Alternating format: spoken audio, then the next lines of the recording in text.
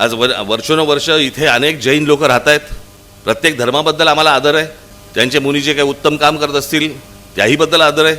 पण काही जण जे आहेत त्यांच्यातले काही मुनी हे भारतीय जनता पक्षाच्या गच्छपी लागलेत आणि गच्छपी लागून तिथे ते राजकारण करण्याचा प्रयत्न करतायत, ज्याच्यामध्ये तुम्हाला अडकवून ठेवतायत.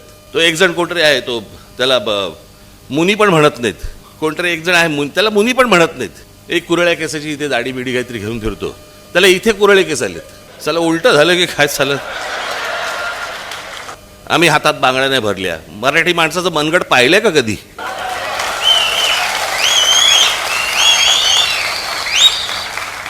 आम्हाला कुठचेही वाद नको आहेत, भांडणं नको आहेत, परंतु वाद उकरून काढणार असाल आम्ही रस्त्यावरती उभे राहू.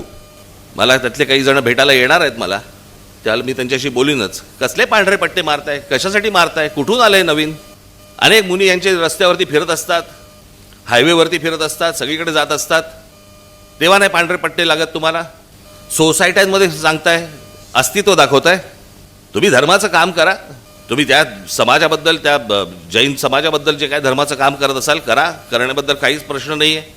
नको त्या भानगडीत कशाला येत आहे? मध्यंतरी तो कबुतराचा विषय काढला होता, आता हा पांढरा पट्ट्यांचा विषय. आणि हे राजकीय पक्षांच्या नादी लागून करतायत. सगळा जैन समाज असा नाही आहे, पण हे जाणून बुजून. आणि मला तुम्हाला हेच सांगायचं आहे की या सगळ्या याच्यामध्ये तुम्ही सगळे उतरता, आपलं डोकं फिरतं आणि त्याच्यामध्ये तुम्हाला या एका विषयांमध्ये, अशा गोष्टींमध्ये तुम्हाला गुंतवून ठेवायचं ज्याच्यामध्ये भावनिक सगळे विषय काढायचे आणि ह्यांचं काम हे वेगळ्या तऱ्हेने चालू असतं. तुम्हाला इकडे बघायला लावतात आणि ह्यांचं काम इकडे चालू असतं.